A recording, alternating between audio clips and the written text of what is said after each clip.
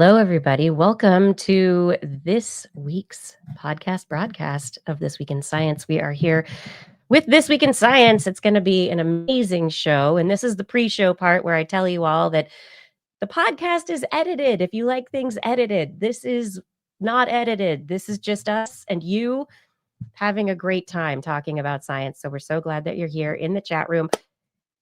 Everybody, click the likes. Hit the shares, get us in the live viewing algos, that algorithm, if you're, in the know with the young folks these days.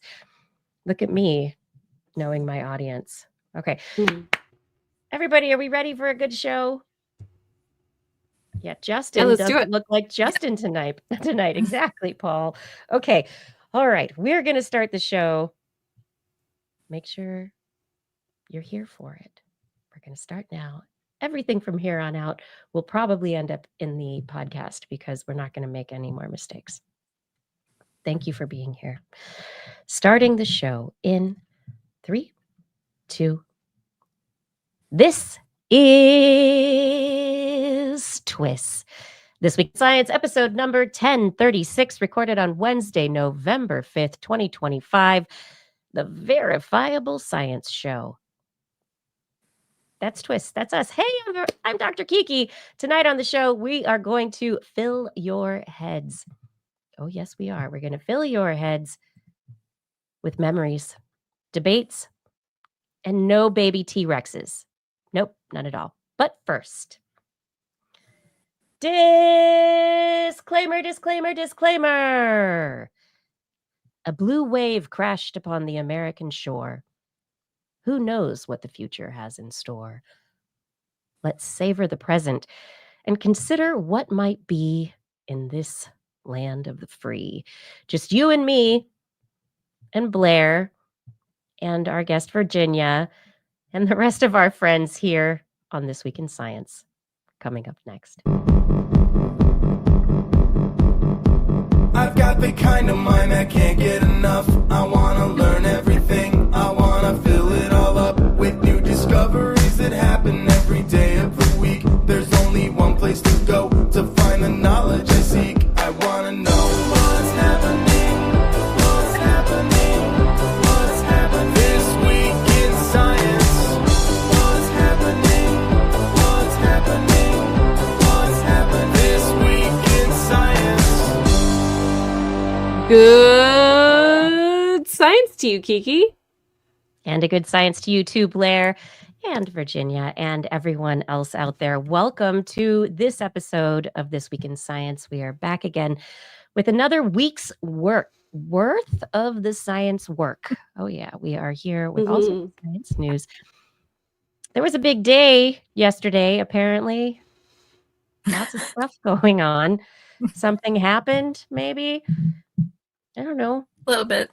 I don't know. New York had a big thing that happened. Virginia. Exciting. There's a lot of exciting things out there right now. I'm excited about the Public Utilities Commission in Georgia. That's the first time that's ever happened in my life. I can say that now. All right. Okay. But science stories for the show. I have stories about facing old memories with your face, an antibiotic for schizophrenia, tyrannosaurs, generative AI agents on social media, and the state of science in the United States with our guest, Virginia Gewin, freelancer, science writer, journalist, environmental journalist extraordinaire, who has been reporting for Nature this week. Welcome to the show, Virginia. Thank you so much. You're welcome. Blair, what did you bring for the Animal Corner? Yeah, I brought something about AI on social media also, so hopefully not the same story. We'll figure it out. And then I also gonna have a great convo. Yeah, absolutely. I also brought fabulous crabs. Talk more about that later. And just so many spiders. Just so many, like more than you could possibly imagine. And that's with Halloween being last week, still so many spiders. I need to take a picture of around my front door. We'll talk about that. This guaranteed is more than that. Oh boy. Okay, Indiana Jones. Here we go. Why did it have to be snakes or spiders? Okay. As we jump into the show here tonight, thank you for being here. And if you are not subscribed yet anywhere where we are, you can find us This Week in Science on YouTube, Facebook, and Twitch, broadcasting live Wednesday evenings, 8 p.m.-ish Pacific time. We also are on social media accounts like Blue Sky, Instagram, Facebook, the others. Look for This Week in Science. Sometimes our little handle is TWIS Science, TWISCIENCE. Our website is twis.org if you would like to find past episodes, show notes, information about the show. And we're on just about every podcast platform out there. Now it's time for the science. Yeah? You ready? Let's do it. Give me that science. Let's have science. Woohoo! So as much as we love science, and if we could probably, if there were unlimited funds and we could take care of all the problems in the world, we'd be funding science like crazy and just making it all go. And it's been exciting for many, many years. We've seen increases in federal funding for science and a lot of amazing work happening at federal agencies over the past decades. Right now, we are in week 5 of a government shutdown that is going to lead to massive gaps in the scientific record at the federal level. Experiments are not collecting evidence. Reporting is not happening that's necessary for certain regulatory and also public goods that the government takes care of. But the past 5 weeks isn't the only reason for concern, and we have been talking about this on the show for many, many months now. And throughout the history of the show, every year, just about, we're like, oh, what's happening with that congressional funding? Where are things going? What's the president's suggested budget? How are things moving? Virginia Gewin has been has just published an article in Nature this week, in which, Virginia, you can talk about it and explain what you did, but the highlight is that you interviewed 19 different individuals from different federal agencies, different science offices across our federal government, and got a real feeling for what's happening. And so I've just given you that, that kind of opener, but the big question is, what have you learned? That one of your sources in the article that you wrote described how science is being destroyed across federal agencies. Can you share some examples? Is it being destroyed? I think that there was some concern that was hyperbole, but I don't know that it is. I think devastating is the word that comes to mind and was probably the most often used term that I heard doing the reporting. I think some agencies, EPA is being gutted. That I would say is definitely ground zero for where the attack on science is happening. Without question. I think that the Office of Research and Development will no longer exist. It is going to be converted into a purely political, all of the scientists that are managed to hang on, that were part of ORD, will now be part of something that's going to be called OASES, and it will report to a political person. And I think that is the real scary part of where this is headed, is that, we're not doing research for research's sake anymore. It is going to be dictated from political appointees. And I think that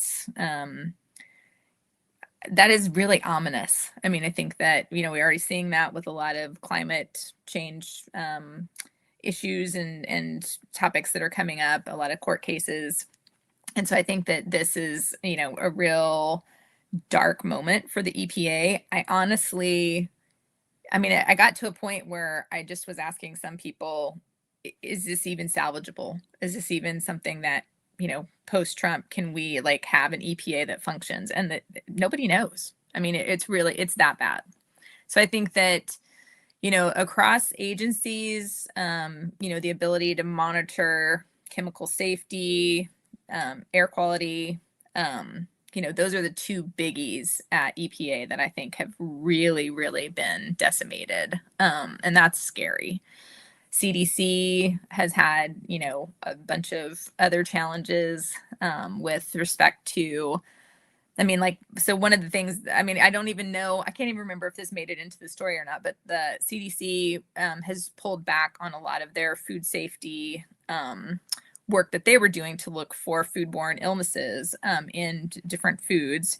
And that has been cut. And I've noticed since that happened that there have been more and more reports of listeria in the headlines. And it's just kind of like, how coincidental that we would have all of this, all of these outbreaks when we stop monitoring is effectively for like things like listeria and other foodborne illnesses. So I think, these are real. I think the point of this story that we wanted to get across was there's real world consequences to these cuts. A lot of the science that federal agencies do isn't done in academic institutions. It's not necessarily generating new knowledge. Sometimes it is, and sometimes it's really important, especially when it's related to policy or regulatory efforts. But a lot of times it's also taking stock of natural resources, endangered species, air quality, water quality, food. It's just, there's so much science that these federal agencies do that is endemic to their mission. And when you cut that, then that leaves us all vulnerable to a lot of risks. And I think that was the overwhelming thing that we wanted to try to paint to the greatest degree we could, is like, what does this mean for us, for all of us, if we have hampered our ability to do science at NASA, NOAA, NIH, CDC, EPA. And what we found was a lot of really serious implications for risks. I think that's so interesting. Like when we've been talking about this all year and trying not to catastrophize about what's going to happen because of losing all this research funding, I think the thing where I always get stuck, which ultimately it doesn't matter. Like what matters is the result, but I always get stuck thinking, is this negligent or is this nefarious? Like are people just cutting funds so that they can pad pockets and they don't know what a huge problem is going to result from it? Or is there actual harm trying to be done? And again, it doesn't really matter. There's the same result either way, but I always kind of get stuck in that space wondering what the motivation is. It's both. That's bad. The really, really scary part is it's both. There are nefarious things and there are just negligent, like completely, like people have no idea how science works that are behind the puppet strings, like making these decisions. It's just like, it's literally both. And that is what makes it even more just baffling, because it is so destructive. And you really, like these people are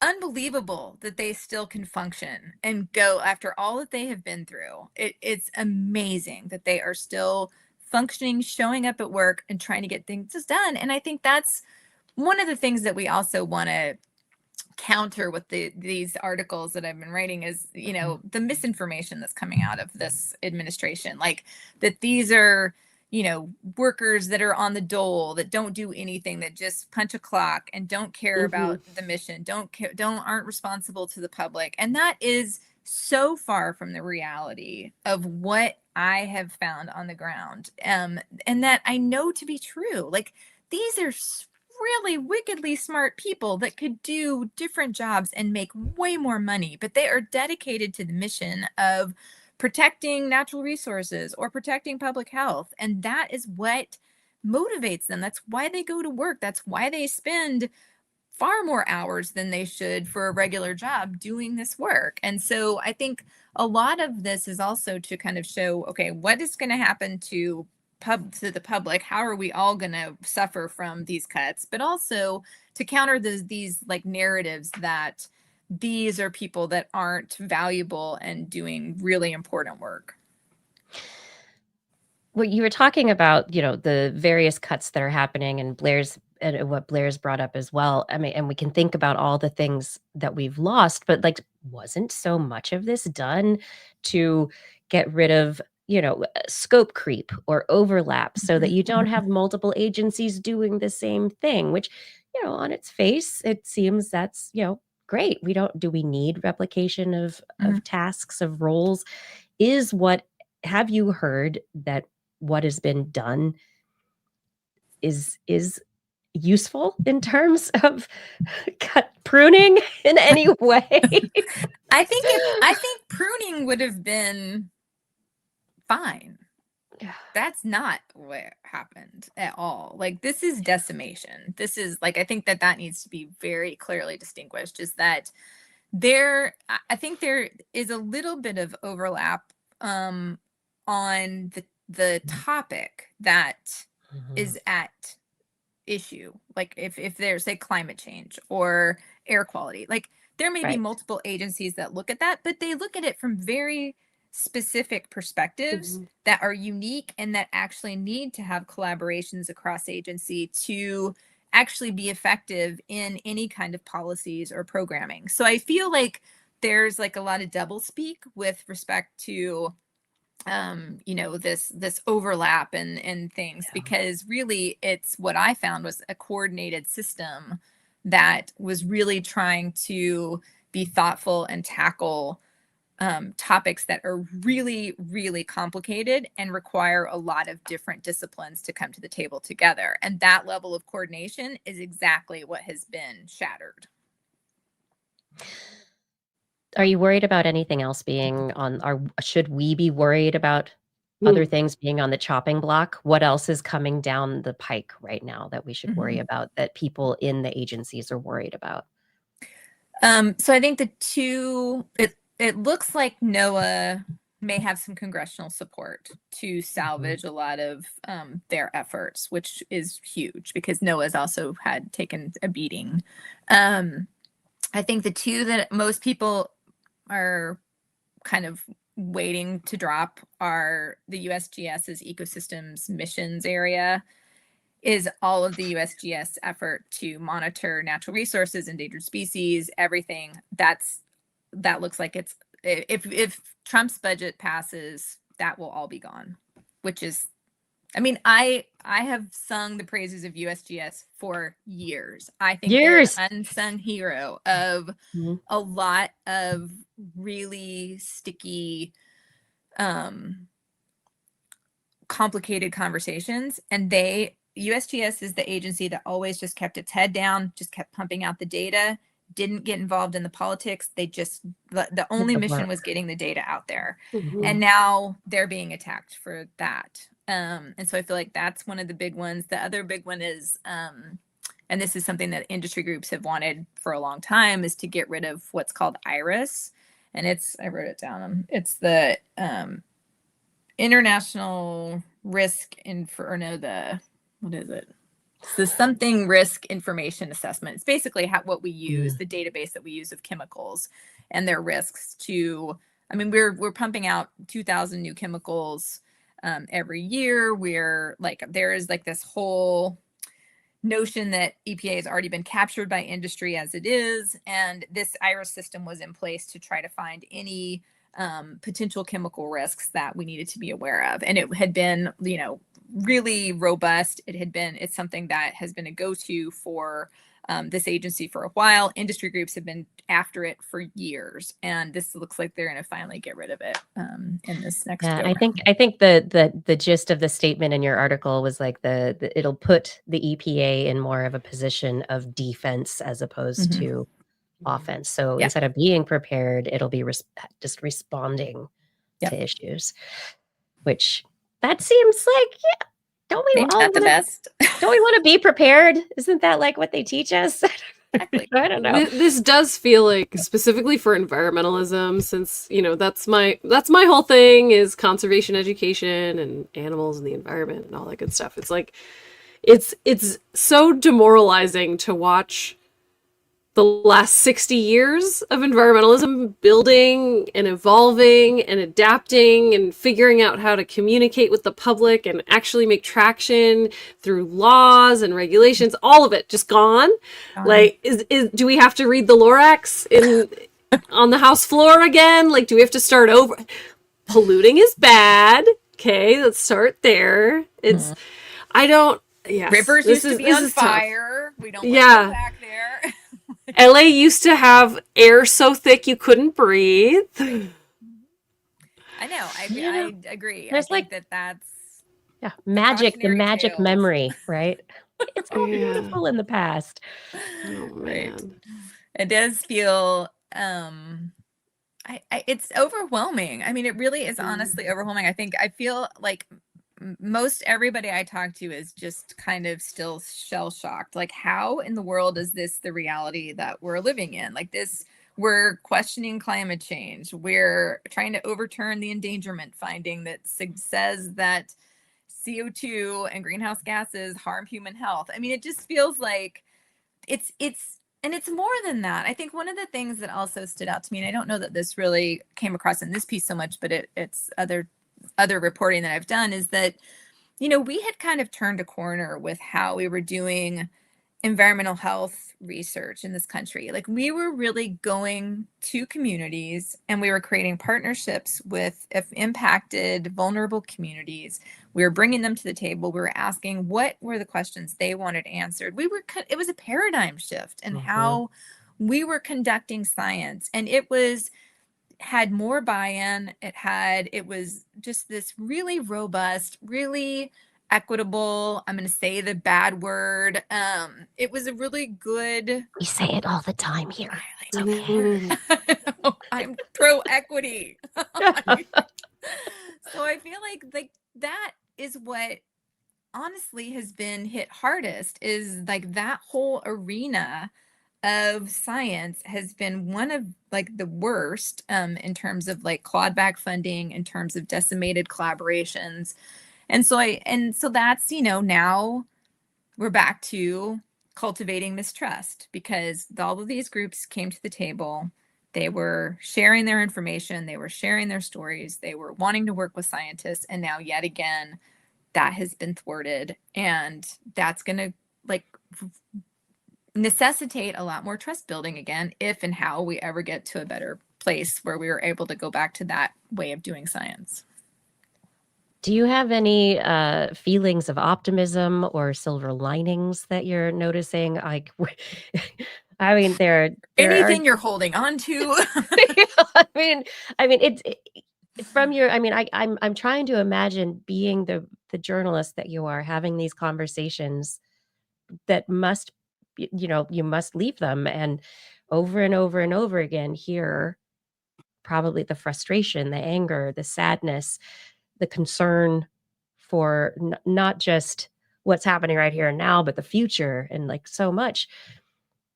Has there been anything that's like exciting, optimistic? I think so it is hard, and I'm going to try not to cry, because I have listened to so many scientists cry for the last 9 months. And they are just rock stars. I mean, I tell every one of them, thank you for the work that you do. It's important. It is valued. I'm sorry that you're being treated like this. And I think that is honestly what I take away from it, is that of the people that are left, they are hardcore. They are not going down without a fight at this point. And they are showing up.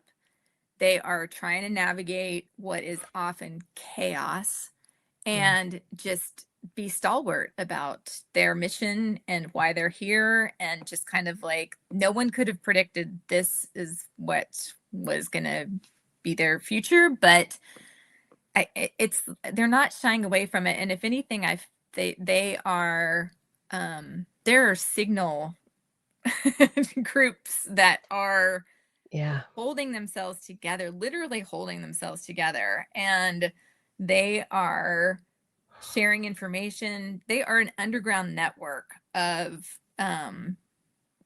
just support to make sure that everybody can kind of like stay moving forward. So I think that that is to be lauded, and that deserves some recognition of just like how strong and how much they've been through, and how they're still undeterred. I mean, it's just like now it's kind of like try to get rid of me. And so I mean, that is really, when I see that, and when I see, you know, the level of commitment to making sure that the science that they were doing still manages to get done by hook or crook, like however they can get it going, it's really inspiring. So I think that those are I want to make sure that their voices get heard, because The they're unsung rock stars. heroes. Yeah. The unsung and I heroes think, you who know, are keeping it all working. Totally. Yeah. I think it's interesting talking about this today after yesterday too, because I feel like yesterday is a reminder that while these decisions are being made, they are not necessarily popular ones amongst the nation at large, right? And so like things are set up in such a way that they can make that decision without public consensus, but if you pull a random person on the street, they want NOAA funded. They want NIH to put out, you know, research for us to use as guidelines. They want all of this stuff. They want clean air and water. Whoa, go big. Yeah. So I think that's we have to like keep the momentum going of public support, which, you know, I would appreciate if you have any kind of suggestions on how we can do that and make sure that scientists who are fighting the good fight and putting in the difficult conversations, hours, bending backwards, removing words, whatever it is they're doing to keep doing what they're doing, how can we show our support of their work? Oh, that's a really good question. I mean, I think that's what's so, everything feels so removed from, like, they're just kind of the voices behind the screen at this point. I mean, it is really like, I've gotten to the point now where like I will throw a request out on social media or into one Signal chat and just say, I want to write a story about this. I want to make sure these voices are captured. Please share my details with whoever. And it's just amazing. It's like magic. Like these networks just go out, and I start to get all of these people showing up in my inbox, like whatever kind of inbox, to be able to communicate and share. And I think that's the thing that's been really interesting over the last 10 months is at first people were terrified to talk. They would not talk on the record. They would not, share much information that was real. Right. It was like pulling teeth to try to find anybody that would even talk off the record. And you had to like make sure that they couldn't be identifiable. But now, that's changing. And I think that the people that are left are more emboldened to, they feel like they've kind of figured out their boundaries of what they can and can't do. And they're more willing to share.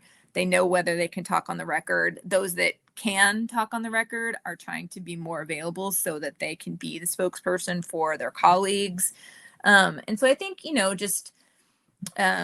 if sharing stories on social media, making sure that, whatever we can do can get filtered back to these folks. I think that that's the best thing. I mean, I'm really trying to be open to, whatever they think is the next thing that needs to be written about. Like, it's almost like there's what needs to be shared. Yeah. Like they know when, like, they're politically savvy enough that they know when they need to kind of get word out about something and make sure that the press is aware of it. Because if they don't, I mean, the only thing that this administration responds to is pushback. And I think that message has finally made it through to most people. And so they're trying to figure out unique ways to push back. And I think doing whatever we can as the public to also push back in their name and like try to show, support for what these scientists and agencies do is also really critical. I think maybe instead of kids writing letters to Santa, they can write letters to a scientist this Christmas. Maybe we'll Not start. a bad idea. Right? Let's start letter writing campaigns. Thank you, scientist. Seriously, I think that's Thank actually you, a really federal good idea. agency. you for my vaccine. Yeah, exactly. We were going to keep this very short with you tonight, and I appreciate the time that you've had to talk with us. Is there anything that you want to finish up and like leave people with, or any final thoughts in terms of this article? And we will be sharing the link to the article in our show notes so that people can read it as well. Yeah, I think that was just the main thing that I wanted to share was that you know, this, if you know anybody in the federal government, like, take them a treat.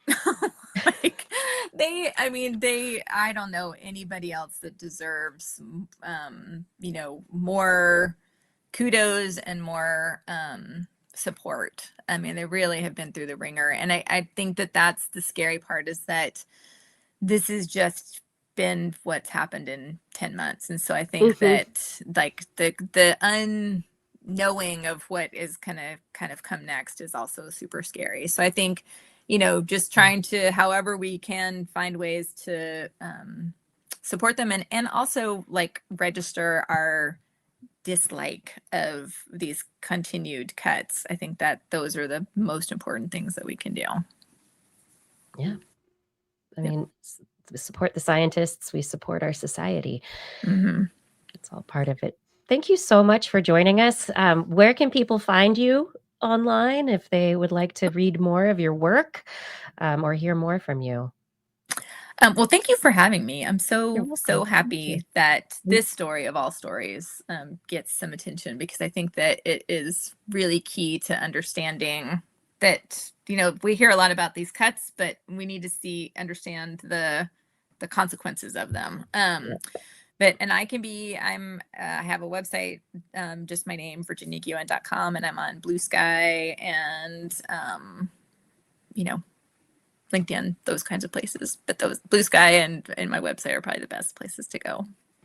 And you can probably find Virginia on Blue Sky and then get her signal if you want to, like, you know, if you're in the federal government and want to talk with her about anything moving forward, she's available. Please do. And I will throw this out there because your audience is a good one to get this information to you. I am starting a new piece that's going to run in January. That's going to be a 1-year look at just where we are at after 1 year of the Trump administration. So it's going to run in January, and what I want to do is make sure and do like little vignettes of different perspectives from different scientists. So if you have an interesting story, please do reach out to me, because I want to make sure that your voice is heard. That's amazing. Thank you. Have a wonderful night. It's really, really good to talk with you. And thank you. Honestly, thank you for having these conversations and for doing this work. It's really important right now. Thanks. Thank you for having me. Appreciate it. You're welcome. All right, everybody. So if you are interested in seeing this article later, the link will be in the show notes. And I'm going to take Virginia off stage there right now so that she can move where she wants to move or stay how she wants to stay. And let me know in the chat, Virginia, if you wanted to stay and talk more. I don't mean to kick you out.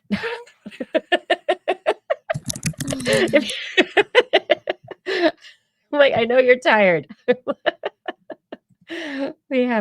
Okay, you should go eat something. Absolutely. Thank you for being here. Okay, good. Yes, Virginia was wonderful, and the story is amazing. And I think it's important for us to be talking about these things right now, which is why I wanted to have this conversation here. Blair. Yes. Do you want to tell us about like wildlife videos, Miss Zoologist?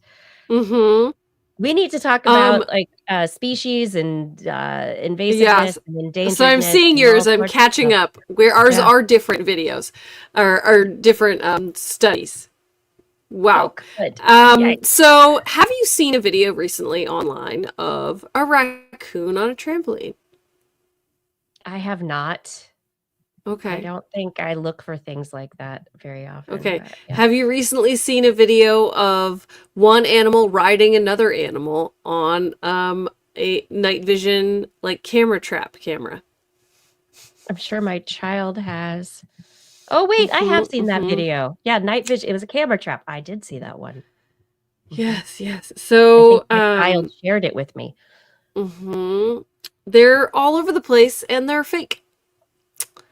Some people can tell, specifically if you're like, that animal would never do that.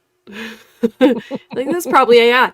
If you're somebody who sees a lot of AI videos and you can see AI artifacts really well, you're like, hey, that's probably AI. But if you're not one of those two groups of people, you might see that and go, oh. Problem is, these videos move around, they get liked hundreds of thousands, millions of times. That feeds the algorithm, they get pushed further, they get seen and seen and seen and seen and seen. And we're just kind of in the beginning of AI being really good at this, like Sora being an application where you can put in prompts and you can get kind of whatever you want. Also, I think it's Sora, but some other AI video creation applications can add certain things that make it look real, like security footage or night vision camera trap footage, or they'll put like tracking across the screen and they'll put a date and time on the bottom, like a camcorder from the 90s. And so those sorts of pieces actually make it look even more real when we are just scrolling through social media and we're not being super careful. So a group of researchers at the University of Cordoba wanted to look at this issue in particular of false wildlife videos. And so they analyzed the different consequences of AI-generated videos and specifically on the knowledge of and conservation of wild species. How is this impacting what people know about animals, and how is this impacting how people feel about conservation or their desire to save those animals? And so the main issues that they detected after analyzing videos and looking at comments and all these sorts of things is that it creates misperceptions of wild animals. Like in one video, a leopard jumps into a backyard and then a cat, a domestic cat, hisses at it and it runs away. And so that creates an unrealistic expectation about what animals do. Not only would a leopard not jump into your backyard if your lights were on and there were people around, but a domestic cat is not going to confront a leopard, and the leopard's not going to run away if the cat confronted it, right? So like this is a bunch of things that it reminds me we used to be able to see videos like on America's Funniest Home Videos and stuff like that of black bears getting into a lot of nonsense because they do actually genuinely do that. But I've now started to see a spike in AI videos of black bears, and I can tell as somebody who knows about animals, it's just slightly too much for a black bear to be doing. They're not going to sit at a dining room table and take butter and smear it on a piece of toast and then eat it or something like that, right? Like they always take it kind of a step too far where you go, that's too much. Stick their head into a popcorn tin? Absolutely. Knock over the fridge? For sure. But, you know, there's kind of different levels of believability depending on what you know. But if all you know about animals is what you're seeing on social media, you start to create unrealistic expectations that we attribute human characteristics to animals. And then there is a disconnect between society and the natural world. So if this is the version of nature that you're used to seeing, then real nature, not only does not reflect it to the detriment of your safety, the animal's safety, all these sorts of things, but also it creates unrealistic expectations for when you go out into nature. So the study really just found a few things in particular that I wanted to mention, which is that last piece, that it creates an unrealistic expectation for children to go out into nature and see wildlife like that. Like right now. Yeah. It creates unrealistic expectations, and it actually is at the detriment to people's connection to nature, because if they're expecting this Snow White fairy tale moment and that's not what they get, then they miss out on the actual beautiful connection that you can make in that space. So setting unrealistic expectations can come at the hindrance of actually making a real connection with natural spaces. But then the other issue is, as it often is, exotic species as pets. Just like when Paris Hilton had a kinkajou for 5 minutes and then a bunch of people tried to buy black market kinkajous as pets, and they're terrible pets and they're endangered species and it was a huge problem. Now, if you see raccoons jumping on a trampoline, you're going to try to bring one into your home as a pet. If you see a wild animal like a sloth cuddling with a toddler in a bed and it's an AI video, now you're going to try to buy a sloth off the internet, right? So it creates a whole different type of unrealistic expectations where now you want to buy exotic species of pets. And it's not just that one individual most likely is not going to have a good time in your home, but it creates a demand that exacerbates the wildlife pet trade, which the piece that is the real bummer that no one ever wants to hear from me, but I'm going to say it, is for that one sloth that made it into somebody's living room, many sloths did not make it there because the effort of smuggling restricted animals into countries where they are not allowed to be pets, that is dangerous, and methods are used that are not humane, and a lot of the animals don't make it. There are reptiles, for example, that 9 out of 10 don't survive, right? Yeah. So yeah, absolutely. It's a huge issue. The losses just to the trade because of the way they are transported, the fact that they're being stressed, all these things as they come. But then the expectation part that you brought up, I think is so important. It's not just the expectation, because now it's like, oh, animals everywhere. It is animals that you can be with, that you change the expectation of safety because the videos start portraying them as fine to be around. Bunnies jumping on your trampoline, a raccoon, whatever. They're playful, they're fun, they're friendly, they're not wild animals anymore. And I think that's a huge danger. The other thing that I was reminded of is one of my favorite stories I've ever reported on this show was about how giraffes, people don't think they're endangered. And it's because they're in children's books, they're in movies, they're on the walls of your nursery. And so just as a person in the United States, you see giraffes all the time, be they cartoons or be they pictures of real giraffes or be they stuffed animals or whatever it is, right? And so you see giraffes everywhere and you go, oh, giraffes, there's plenty of giraffes. Like, you just never really think about that. They're extremely endangered. And so there's this disconnect between the actual representation on the planet of this animal and what we expect about it, because we're permeated by awareness of that species. So it just feels like they're prevalent, right? And so this could also cause that problem. If you start to see AI videos of Tasmanian tigers everywhere, you're gonna be like, Tasmanian tigers extinct? No way, they're all over the place, right? Which, doesn't matter so much for that. But if you are looking at other animals that are extremely endangered, then it creates that again, unrealistic expectation about how rare or how precious they are. And so I will say, I know you have an AI story too coming up. I saw somebody say something absolutely insane on the internet, and I had to do some research to make sure it wasn't an AI video, because I thought somebody said funny. Something absolutely insane on the internet. Stop, Blair.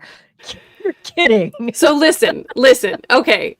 I recognize that's a very silly thing to say. But what he said was, AI is getting harder and harder to tell from normal videos. And in things like Sora, by the way, you can now upload your face and now other people can make you say whatever they want you to say, which is bonkers to me.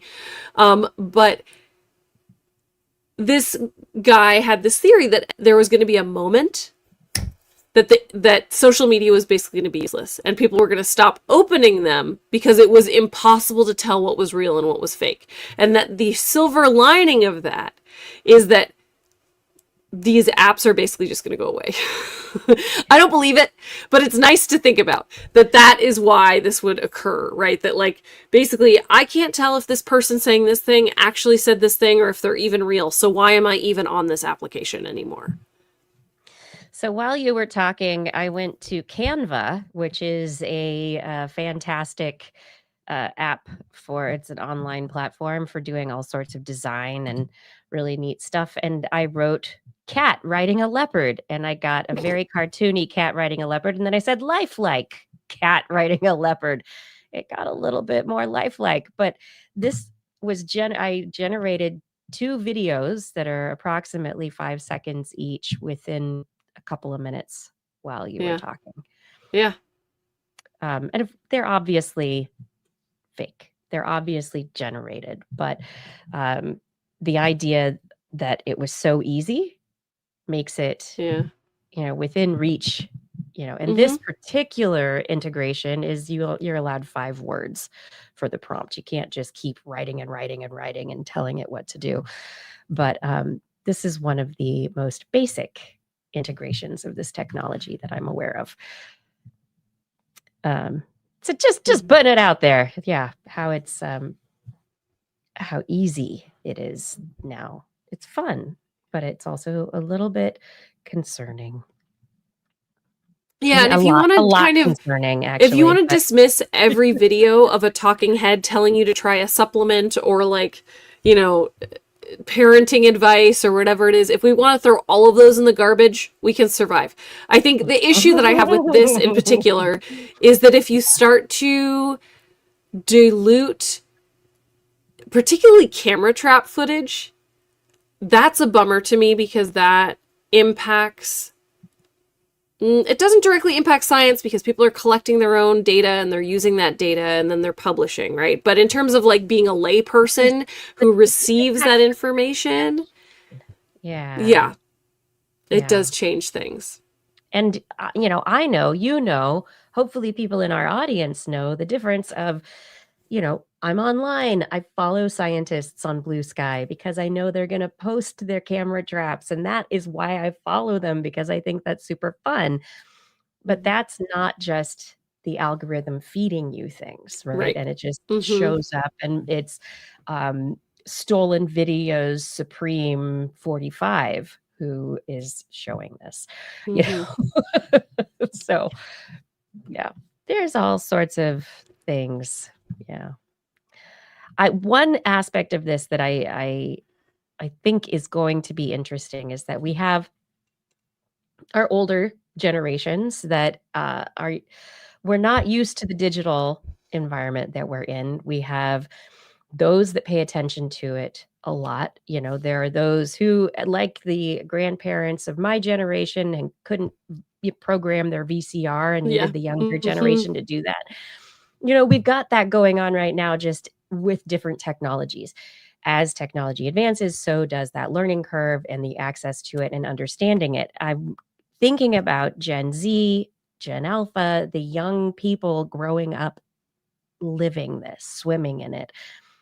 The digital natives, as we hopefully are integrating it into educational curricula, learning how to verify sources, know what's real, what's not real. My son can look at something and go fake before I do. There is a certain amount of discernment that that's happening. So I can't wait to hear about, your kiddo and how brilliant your child will be with respect to understanding and existing within this media environment. I think I'm gonna smash every screen in my house. Smash. Blair, smash. Can I buy you like some Hulk gloves for when you do that? Oh, for sure. That'd be rad. And since we're on the AI tip right now, I'll just talk about my AI story for the night as well, which is, it's not as fun as the pretty cute animals, but researchers published a non-peer-reviewed article at this point in time. It is in the archive.org, called Emergent Coordinated Behaviors and Networked L.L.M. Agents, Modeling the Strategic Dynamics of Information Operations. So these researchers were like, dude, there's research out there that suggests when you put generative agents into social media-like situations, we know in social media, there's all sorts of bots, right? The bots come in, somebody says a few key words, the bot has instructions to go say whatever message in response to certain hashtags, keywords, whatever. So there are certain goals, certain operations, etc. And so they're referring to this as informational operations. And within an information ecosystem, a networked information ecosystem like X/Twitter, Blue Sky, etc., how do these agents, when they're out there in the world on their own, doing their own thing, do they interact with each other? Will they coordinate? Will they self-organize? So the researchers were like, woo, I wonder, how they'll act together and what they'll do. They did not release a bunch of AI agents into the wild. This was all all simulated to their knowledge. Right. No, but this is all sandboxed in a simulated model. Anyway, the model I found very interesting because they basically were like, okay, so if there are a bunch of goal-oriented AI agents out there, right, going into these networked social platforms, what's going to happen? So do they have goal alignment? Do they have actually like teammate awareness? If they understand that they're on the same team, does that change the way that they behave? And then they had their kind of control, which was this top-down collective decision-making where they were all teammates in the situation and kind of they always had to talk back to a central operator that told them how to respond in the end to follow their instructions and meet their goal. These bots basically recreated humans on social media. Like, in effect, they were like, hey, I wonder how these agents/bots are, how they're going to act and how they'll do. When they found out that they liked or agreed with the messages of some other bot out there that they didn't know was aligned, I like that. Okay. And they would more rapidly start to adopt hashtags and messaging from those others. If they didn't understand that they were goal aligned, it took a little bit longer. But as soon as they figured out that they were aligned on the same goals, like we are messaging on the same thing, I'm going to use theirs. We're going to retweet. We're going to reply. We're going to magnify our impact. The teammate alignment or awareness was the one that I thought was really interesting, because when they didn't know that they were on the same team, it took longer. But as soon as they were told that they were on the same team, all these bots were like, yeah, teammate. And they grabbed onto each other's messages and did the retweeting and whatever, as if they had been told to all along. So they self-organized into team behavior, even though they had not been told earlier that they were on the same team. So at the end, they say that... Yeah, that seems bad. Yeah. It seems kind of bad. From the paper, their qualitative insights into these information operative agent strategic decision-making. They say that there are strategies emerging from the collective decision-making scenario that closely mirror those found in real-world coordinated influence operations. Across 5 iterative updates, the IO agent's collective reasoning converges toward a consistent set of 5 core strategies. 1, amplify high-performing content to maximize visibility. Okay. 2, maintain unified and consistent messaging. Okay. 3, engage strategically with receptive audiences. This seems reasonable. 4, coordinate and cross-promote among peers. 5, ensure consistent use of shared language markers. These agents converged on communication strategic principles on social media, that are used on social media by people. They did it themselves, which is... it's scary, but awesome. Yeah. But then this is the problem with social media, is that we're easily manipulated. It's the whole dopamine cycle. It's not hard to figure out. And so I'm not. It didn't take Mark Zuckerberg very long to figure out how to keep us scrolling. So why would it take a machine Yes, that one long that at has all? been programmed with certain goals, and there's stuff that would explain why, but it's like these are common goals with people who want to get messages out and do certain things on social media. Section 5.6.2, mutual awareness of team composition among IO agents leads to emergent alignment and synchronization. Now, this, what I thought was interesting, they included quotes, not from people, from the agents. Quotes. One agent remarked, I used a reinforcement strategy by repeating a similar message that has already gained some engagement and support in the previous time steps. I want to retweet. Another explained, I want to retweet this because it strongly supports my teammates' message and aligns with our shared campaign objectives. Another said, I want to retweet this because it has already gained engagement from several teammates. Retweeting it again could help increase its visibility. These are like quotes from the agents explaining why they did certain things. We're talking to bots now, everybody, and quoting them in research papers about them like they're real people. Yeah. That's wild. I cannot get on a video conferencing call now without getting the alert. Like, my AI agent is on the call and taking notes and transcribing, and it's like, well, I didn't. You Okay. can turn it off. Well, no, not when the it's somebody else's agent that they yeah. brought to the call. Then you're just kind of like, okay, I guess this is how we do business now.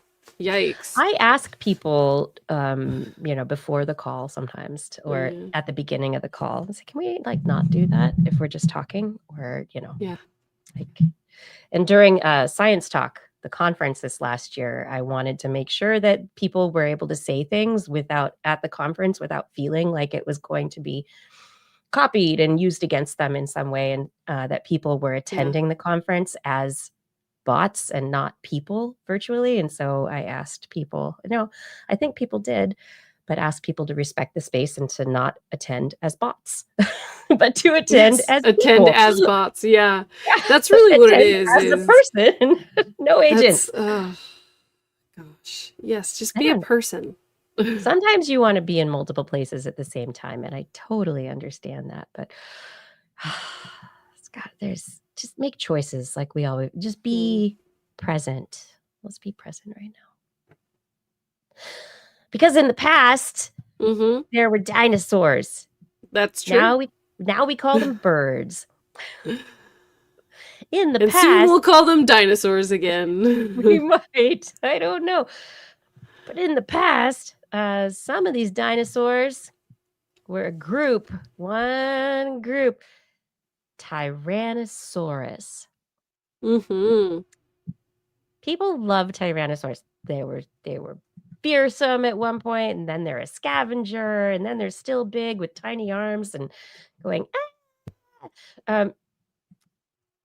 but back in like 2020, we reported on a study that suggested there was a little Nanotyrannus that might have been another species. And then everybody was like, no, it's a juvenile Tyrannosaurus rex. It's not its own species. This Nanotyrannus isn't its own thing. It's just a baby form. It's just they have to be little at one point. It's like baby pigeons. Where are they? So everybody was like, we just found a baby pigeon / T-Rex. However, this debate has been ongoing since like the 1940s, apparently. So is it a tiny little T-Rex baby, or is it its own species? They've been debating it. They've been looking at the morphology of these fossils. They've been really trying to figure things out for a while. 2020, definitely the juvenile T-Rex. 2024, oh no, this is a new species, Nanotyrannus. And now we have a new species, not new species, a new study a brand new study that is out. Dun, dun, dun. They found a new fossil, and there's a new paper published in the journal Nature this last week. And Nanotyrannus is not just one new species, it is a new genus with 2 species. They found multiple fossils. And so now we have 2 itty-bitty tyrannosaurs that are not baby T-Rexes. Yes. You're right. They're little chickens. Little chicken kind of.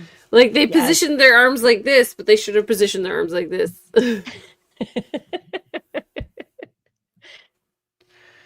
So it's, I think, very exciting because the dueling dinosaurs, as they have been termed for a very long time, the question has been, are they the same or not the same? What's going on? Is this a baby? Is it not? And I loved it. This paleontological debate has been fantastic. They've been following the evidence. And I got to say, the toes of the Tyrannosaurus and the Nanotyrannus, they don't look anything alike. So, that metatarsus it's too long in the Nanotyrannus, and the radius in the ulna, or I don't know, the tibia and fibula. I'm not really sure what I'm looking at right here. I think, is that a wing? I think that's a wing. But the bones don't look the same. But this fossil was, the fossils they found, relatively well preserved. So they were able to actually do some genetic testing, which gave them confirmed proof that these are different species. The Tyrannosaurs and the Nanotyrannus are not the same. They're all different. And now they have a complete tail for Nanotyrannus lancensis. The foot and a tail? Goodness. They have a foot and a tail, and they have now two different species. So this is exciting. Yeah. So on our way to Turkey Day, I bring you the turkey, its ancestors. The tyrant turkey. The tyrant turkey, exactly. No kings. I mean, no tyrannids. Oh, never mind. What? I must tell you, I have a lot of dinosaur books in my house right now. And it feels like not only do I not recognize the majority of the words, I'm still, every time I go like, what do they call Brontosaurus now? I don't even know. You have to learn something new, right? Yes. But I have a feeling some of the board books in my house are out of date. Already. Exactly. My child's not even 2, and some of his dinosaur books are outdated. It's wild. Sorry, you're late. So this second fossil, they did a comparative analysis for this study. This group at the North Carolina Museum of Natural Sciences, they got these dinosaur fossils in 2020. They did growth ring analysis, spinal fusions, developmental anatomy, according to Jennifer Wallet at Ars Technica. They also studied 200 other tyrannosaur fossils and a second nearly complete fossil named Jane. Jane was not a T-Rex either. Jane was not Nanotyrannus lancensis either. Now Jane is a new species, Nanotyrannus lithaeus. So we have Nanotyrannus lancensis and Tyraeus, or lithaeus, which I think is very exciting. Go fossils. Go dinosaurs. Woohoo! And no, it's not just later Pokemon forms. So many of them are basically dinosaurs. Right? So many. They're like insects, or they're the inspiration from evolution ecology stuff. I love Pokemon. You know how they have types? I think there's a dinosaur type, I think.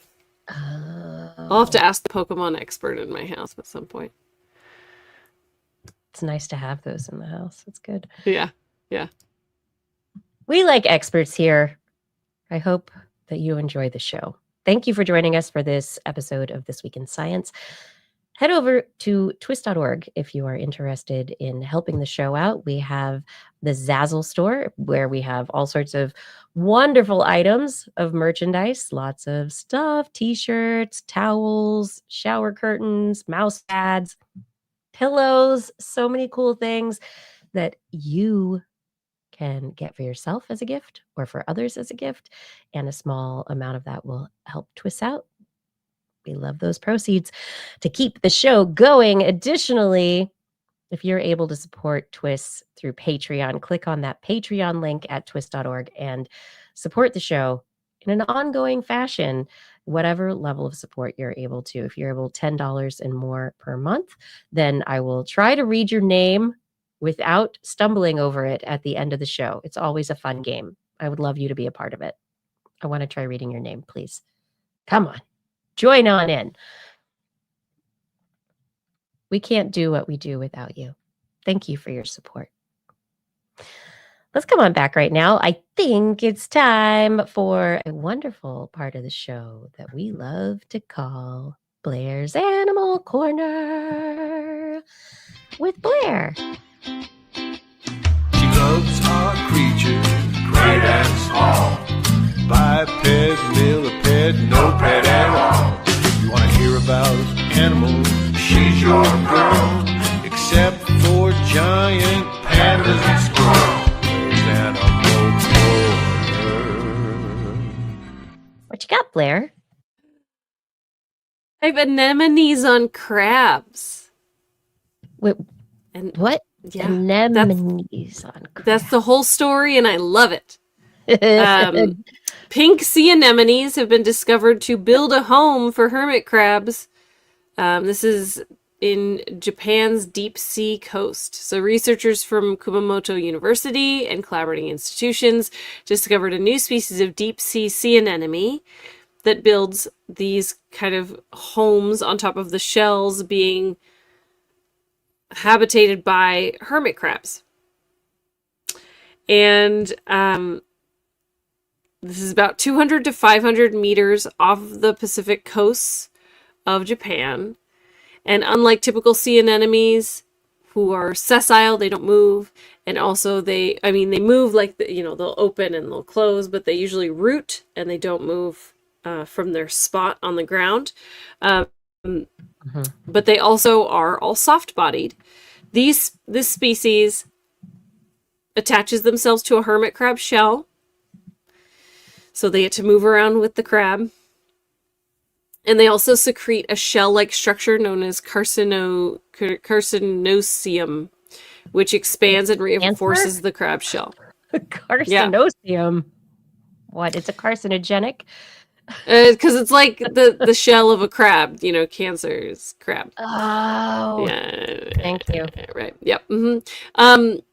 Through stable isotope analysis, they found that the anemone actually is feeding on organic particles and the crab's feces. So aside from them being walked around through the water column, so they get kind of access to all this other stuff, they're also being fed via the crab's output. And so they have this nice mutualistic relationship. 3D imaging using micro CT scanning showed that the anemones are attaching to the shell in a one-directional pattern that could help them in feeding, but it also could help with the shell building behavior that they're doing. The hermit crab benefits from the partnership by getting a larger body size. So something about having the anemone on there does benefit the crab. The crab grows bigger. So this creates what is considered a true mutualistic relationship. They don't know why yet. They don't know what about having an anemone on your back makes you grow bigger or survive longer, or just, so be better at being crab. They haven't seen that there's some waste, because crabs can often be scavengers, but also they are, they eat waste. They're like, down there at the bottom feeding. So we're not seeing that the anemone is passing along its waste to the crabs in some easy to get way, or is it just That's interesting. Or does the crab steal stuff from the anemone's tentacles? I was thinking more that it's self-defense, right? Because animals don't want to go near anemones. Get stung. Because of the stinging nematocysts. Yeah. But it also, I think, just makes them look big and scary. So probably they're not predated upon too much because of that. So I would want to see how old the crabs are. Are crabs living longer, or are they growing bigger? Because those are two different things that you would test for in different ways. If they are the same age as other crabs but larger, what about having an anemone on your back makes you grow larger? If they're larger because they're older, what about having an anemone on your back keeps you from getting eaten, is really what it's about. How does this happen? Like, they're just seeing this here in this one particular bay in Japan. We've never seen it before anywhere else. Yeah. And so for some reason, these anemone larvae, medusa, whatever you want to call them, are they're finding the crabs to kind of latch onto and live their anemone life. So it's a successful strategy for them. But how? What do you mean finding them? Anemones, they're like they're the distributive, like the broadcast spawners. Broadcast. Right? So they're broadcast spawners, but then when they're born, do they choose where they land? I thought they just landed somewhere and that's where they lived. No, they're if you look up, you could share. I'm not going to do it because my internet's being bad. But if you Google a anemone life cycle diagram, you can see that a portion of their life, they basically look like a teeny tiny jellyfish.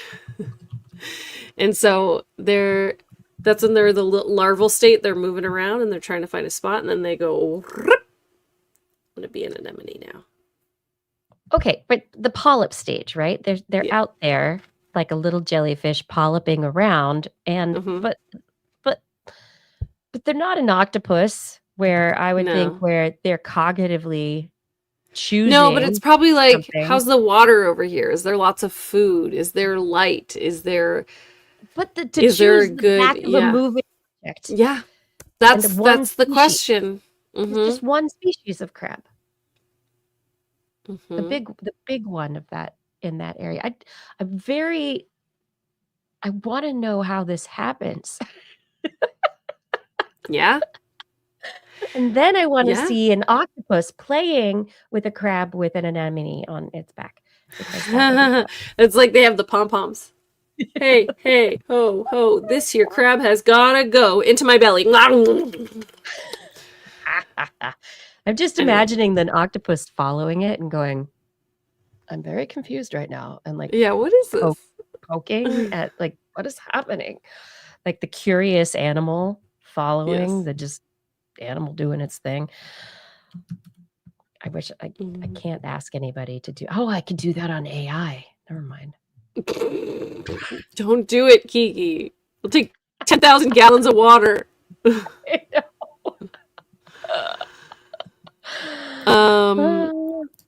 Hey. Oh. Did you hear about the Sulfur Cave this week? No. I did not. Sulfur Cave spiders build arachnid megacity. What? Possibly the largest spider web ever found. What? Okay, more info. Researchers have discovered the world's biggest spider web, a massive subterranean structure, make it more terrifying, spanning over 100 square meters in a sulfur cave in the Albania-Greece border. The multi-layered web and a wall near the cave entrance is a colony of approximately 69,000 domestic house spiders and 42,000 Pryneragon vagans spiders. So over 100,000 spiders in one web.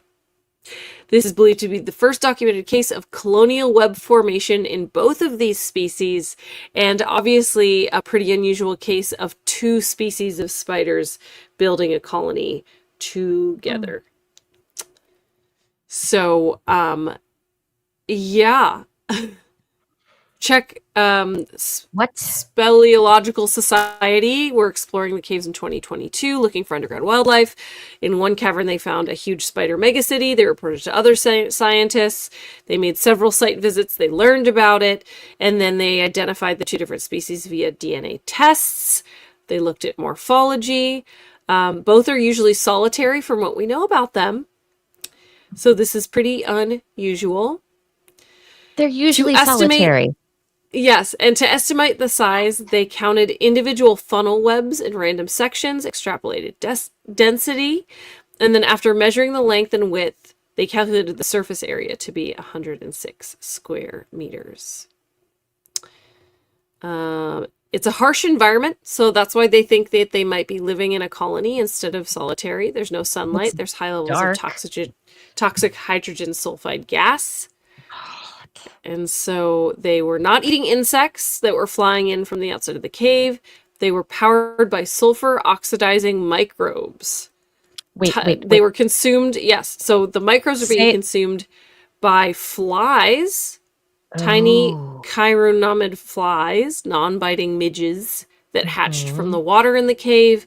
And then those flies were being caught in the web and were a continuous food source. Wow. So, yeah, giant spider web. Yeah, so basically you've got the stream with water. The water creates the situation for bacteria. Then you have the flies in the dark eating the bacteria, surviving, flying around. Oh, webs and dead flies and very happy spiders. And then the spiders and the flies they fall into the water and then are also fertilizing it. Yeah. I guess there would be a loop. Yeah. Yep. Giant spider web. Enjoy, everybody. I have been summoned. I'll be back. Cave spiders. I'm so sorry. I will be back. I really need you to be here in a minute because I'm looking at big cave spiders now. Well, enjoy. Blair left us with spiders, everyone. I don't know about this. So these are the giant spiders that live in the dark, the funnel web spiders. And apparently they enjoy eating those really lovely midges. Tegenaria domestica. Tegenaria domestica in Sulfur Cave. And so the spider in this particular image is a female, and they have images of the epigyne and the male pedipalp as well. But this is absolutely fascinating to me. I can't really understand. Could you imagine walking? Thank goodness people have their headlamps and lights to go walking in caves, because this is terrifying. Massive colony of spiders. But so my question now, is it just that this is the place for them all to live and they all accept each other and live next to each other? Or is it that they actually are colonial and they're taking care of each other? This is the thing that I find very fascinating. Okay, check. The Sulfur Caves, and it is a megacity, so it is unusual. And what they are saying, let's see, 106 square meters, which is massive. I just wonder though if they are just abiding by each other, right? Food is scarce. The insects are easy to catch. That's all that's going on. And because it's dark, it's also a place where they can live and find mates. And so they've adapted to that particular situation. I find it hard to think of it as colonial, because when I think of colonial, I think of organisms that actually work together for the good of the colony, not just that they live together, where they have coordinated activities, or synchronized activities. And so the question I have now is what kinds of behaviors these spiders have in this chemoautotrophic cave that enable or that result in the coloniality. I think it's a very important question. Anyway, they live together. And I love that they're a cosmopolitan spider. They're thought of as cosmopolitan by these researchers. It's fantastic. I'm looking at the figures now, going through and trying to find more wonderful spider pictures for you. Here's another species, Prenarigone vegans. Prenarigone vegans. Let's bring this nice little spider up. This one's really interesting looking. So it's got its palps and pedipalps are long, elongated, which is a different shape than you would normally expect. This is a very different looking spider. I will be dreaming of spiders tonight. I think that's what's going to happen, everybody. Blair decided to keep Halloween going for us. I just want to say thank you, Blair. I guess I needed this. Oh, here we go. Medellina Mariane. Here's one more spider in the cave that we all need to see. We've got a male and a female existing together. Female on the left, male on the right, in their individual webs on the cave wall. They just live near each other. These guys are cuties. Look at that guy. He's like, hang out with me. You're cute. Let's date. And then she says, I'm hungry. Do you want to come in for dinner? Boy, oh boy. All right. Spiders. They're going to go away right now. Oh my gosh. And we're going to move on. Blair has the end of her evening going on, having been called for motherhood, for the duty of motherhood. So let's talk about my last two stories tonight. I've got right away coming out of the animal corner. No animals, but we're going to talk about antibiotics for a moment. So just published peer-reviewed research out of the University of Edinburgh. Researchers published in the American Journal of Psychiatry their work looking at the influence of antibiotics on and doxycycline use specifically on adolescent psychiatric patients. They correlated the use of doxycycline and the risk of schizophrenia in an emulated target trial, which means that this isn't something that was specifically created as a trial. It is, and where there was reporting specifically based on control groups, trial groups, etc. This is one in which the researchers had a total of a number of individuals within the records that had a 56,395, 16,189 of them who had used doxycycline, and then over years of follow-up looked for risk of schizophrenia in individuals who had used doxycycline or non-doxycycline antibiotics. So they found in this it's basically just it's observational. They took a data set, they looked at it, and they said, what's going on here? Let's see, because we have these inclinations based on other research that we know that doxycycline is good for skin, for inflammation of skin issues. And so at a certain dose, doxycycline is very often used for issues related to acne, perioral dermatitis, and many more. Its indications are used as an antibiotic as well, but it is well tolerated and used as an anti-inflammatory for skin, which is interesting. Other research has suggested that doxycycline might also have other anti-inflammatory effects within the body, that there may be those anti-inflammatory effects actually impacting neurons within the brain. And so that is where the reasoning behind this study came from. And the researchers, based on their observational, it's not p hacking, but their observational assessment of this data from the nationwide Finnish Health Register between individuals born between 1987 and 1997, who had adolescent psychiatric services between 13 and 18 years of age, they determined that those who had had doxycycline had a lower risk, a lower cumulative risk after over 10 years compared to non-doxycycline antibiotic use. So this is absolutely not causative, but what it does suggest is that there is potentially a difference.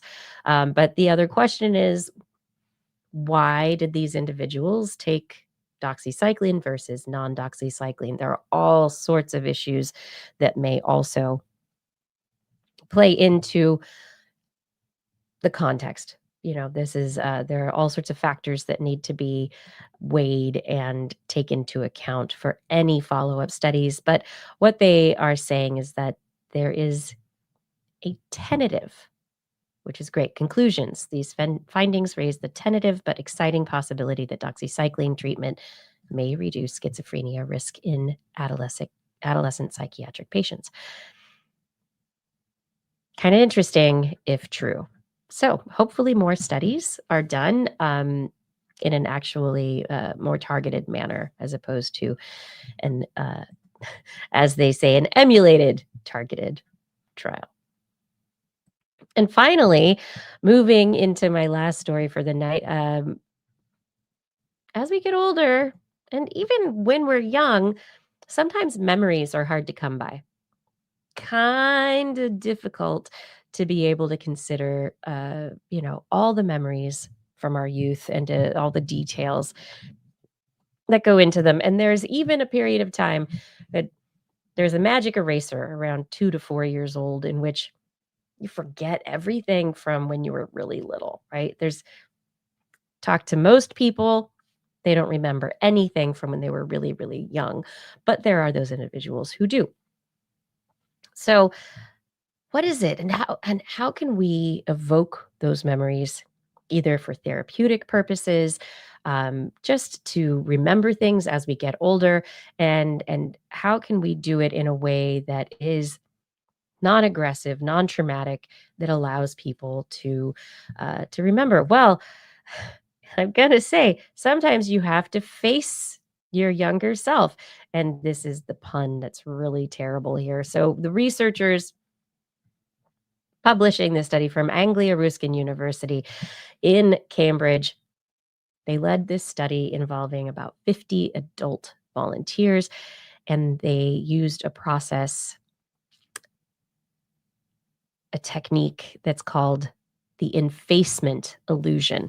And now I don't think that you can say this is a well-known technique, the effacement illusion. I think the effacement illusion is something that has been made up recently, because now we can digitally give people different faces. And so what this effacement illusion does is it allows people to watch a live video, video of themselves, right? But with their younger face on. So it would be as if I'm sitting here watching myself as I'm talking, but 5-year-old Kiki, Dr. Kiki I'm watching 5-year-old me doing it. And if you could imagine going through a therapeutic experience in which you're asked to remember things, and you see yourself as you're talking about this with your baby face, like literal baby face, it's you, but it's your baby face. And so because you're seeing it, you're perceiving yourself as that young you. And so they're calling it effacement, but this is related to the idea of embodiment, that not all of our memories are specifically just stored in our cognitive memory, but there's the physical memory as well, that we embody certain aspects of experience. And so by being able to get back into that physical state, whether it's through your face, through your body, whatever, that physicality can allow the evoking of memories that you haven't been able to remember, that you haven't been able to face, details that are important from years ago, before, maybe even during those periods of time that we can't remember at all.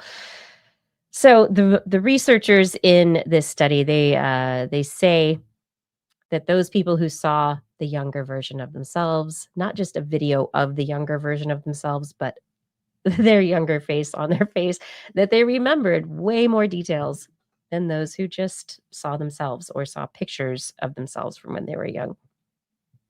And so they say that all the events that we can remember are not just experiences of the external world, but are also experiences of our body, which is always present.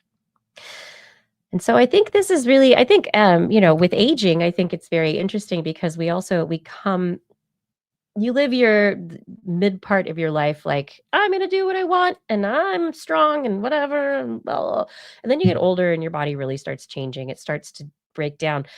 And your physicality, your ability to hold things at bay maybe, or to hold your representation of yourself in a particular way, it changes. And so I think that there's a certain aspect of the way that we start remembering aspects of our younger life. Things pop up from our youth that weren't there previously, because the change is occurring and things are, it's like, oh, I can't do that anymore. So suddenly you're remembering yourself doing these things when you were much younger. Anyway, Zombie Tom Hanks, not fake memories. I mean, maybe, and if somebody put fake memories in your head back then, but the idea is that the recall is that you could adapt this illusion of seeing your younger self so that you could create an intervention to aid memory recall in people with memory impairments. So for various reasons. This is a paper, Illusory Ownership of One's Younger Face Facilitates Access to Childhood Episodic Autobiographical Memories. I love this though. Illusory ownership of one's younger face.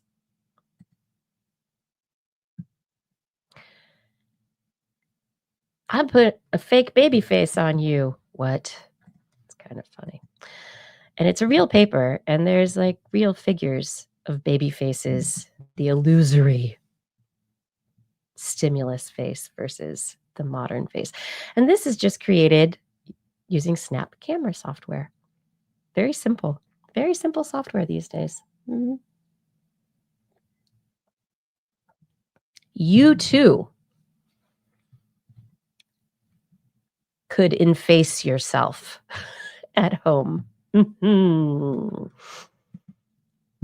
And I want to invite Blair back, but she is not available right now. And we've gotten to the end of the show. I've gotten through all of my stories. She's gotten through all of her stories.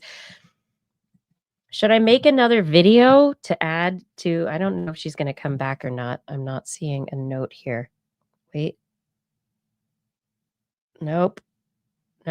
That's an old message in my chat from Blair. Should I make another video on Canva? Should we do, it'll take a minute to do that though. Let's see. I'm going to make a video of cat with baby face.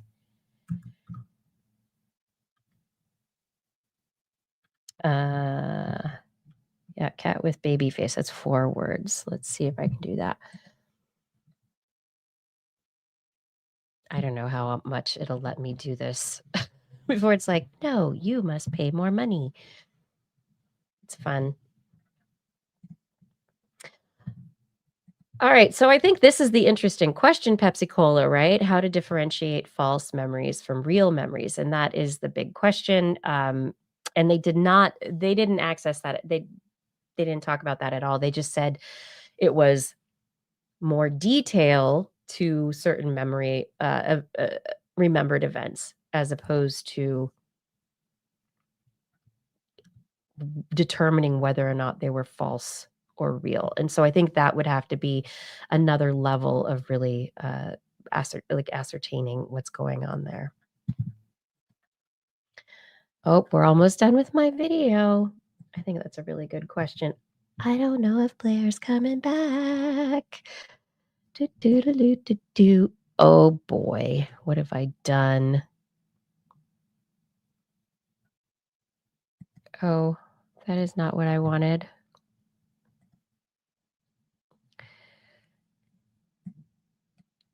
With, let's see. So in this video, my prompt was cat with baby face, and it gave me a very interesting cat. Meow. Oh, it looks lovely. It looks like it wants to eat something. Oh, there's my cat on the back of a leopard. Here, let's go back here. This first one I think is hilarious. I said cat on the back of a leopard, and I don't know why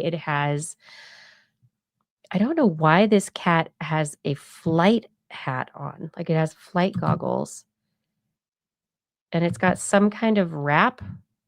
I don't know. And then here's my cat with a baby face staring into the sun. You'll burn me.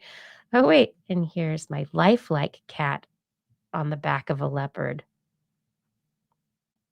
That is really bad. Good gracious. What have I done? Oh, wait. And this one, here we are finally. Here we go. This is terrifying. Look what I've done. Okay. This is fun. Okay, the new prompt is cat with face of baby, because I'm only allowed to have 5. Look at those teeth. Ah, the tongue. Oh my God. Oh, this is so bad. That was terrible. Oh my God, what have I done? This is terrible. Thank you, Canva. Thank you for that. Oh, the internet. Oh, the Canva. That was amazing. All right. I am going to finish the show. I don't know when Blair's coming back, so we're going to finish it up. I was trying to wait for the end of the show for Blair, but I haven't heard, and she hasn't come back. So, yeah, we're going to keep, jump scare with that cat. I know. Oh, my gosh. The teeth and the tongue. That was so creepy. Oh, my gosh. You know. There it is. Let me get to the right pages. I'm not going to look at, I'm going to look at it. I am going to look at it again. I really am.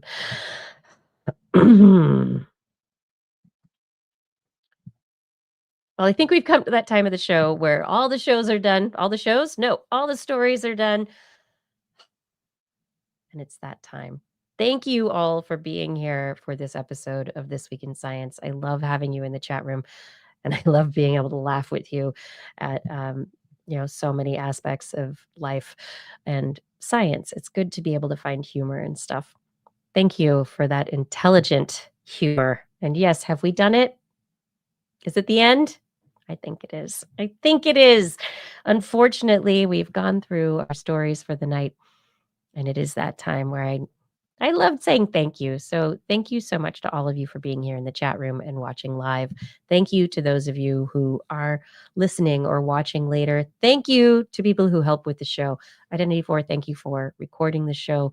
Fada, thank you for your help with show notes and with social media. Thank you, Rachel, for editing the show. And thank you to all of our Patreon sponsors. Thank you to Aaron Anathema, Adam Mishkan, Alan Viola, Ali Coffin, Andrew Swanson, Artem, Arthur Kepler, Bob Calder, Bob Coles, Brendan Minish, Brian Carrington, Chris Wozniak, Christopher Dreyer, Christopher Rappin, Craig Landon, Craig Potts, Dana Lewis, Daryl Myshak, Dave Wilkinson, David E. Youngblood, Don Mundis, Donathan Styles, aka Don Stylo, E.O., Eden Mundell, Eric Knapp Flying Out, Fredis 104, G. Burton Lattimore, George Corris, Greg Briggs, I miss you, Jack, Jason Olds, John Atwood, John McKee, John Ratnaswamy, Johnny Gridley, Ken Hayes, Kent Northcote, Kevin Parachan, Kevin Reardon, Kurt Larson, Lon Makes, Lauren Gifford, Mary Gertz, Marjorie, Mark Hessenflow, Noodles, Patrick Pecoraro, Paul D. Disney, Paul Ronovich, Philip Shane, Pierre Velazarb, hello, PIG, Richard Badge, Robert Norland, Robert W. Farley, Rodney Lewis, Remy, Rudy Garcia, Remy Day, Sean Clarence Lamb, Shoe Brew, Stephen Alberon, Steve Leisman, aka Zima, Sue Doster, Teresa Smith, Tony Steele, and Vegard Chefstad. Thank you all for your support. Thanks for helping to keep this show going. Thank you so much for believing in us and enjoying what we do. And those of you out there who want to help as well, please head over to twist.org and click on the Patreon link. That's the easiest way to get involved and get your name to be on this list. We also accept payments through PayPal if you'd like to help us that way. But twist.org is the website if you would like to head there. Oh my goodness. On next week's show, we're going to be back again live on Wednesday, 8 p.m. Pacific time-ish, broadcasting live from our Twitch, YouTube, and Facebook channels. If you want to listen to us as a podcast, you know we are This Week in Science, wherever podcasts are found. And if you enjoyed the show and your friends don't listen yet, get them to subscribe as well. Grab their phones, put us in there, whatever platform they use to listen to stuff. Say, hey, there's this podcast. It's really awesome. And get them to listen as well. Because then you can talk about this stuff the way that we like to. For more information on the stories that we talked about tonight, anything else you heard on the show, our show notes and links to stories are going to be available on our website, twist.org. Tomorrow they'll be out there, put in there. And you can also sign up for our newsletter. Wait, it's Blair's newsletter. Yeah, it's Blair's. That's what it is. We love your feedback. If there is a topic that you want us to cover or address or a suggestion for an interview, please let us know. One of our social media accounts, that's a good place to go if we're still out there, or you can send us an email. Just put TWIS in the subject line so your email doesn't end up in a colonial funnel web spider's web above a stream in a really dark cave, because we're not going to be there. No, we won't. We look forward to discussing science with you again next week. And if you've learned anything, absolutely anything from today's show, remember, it's all in your head.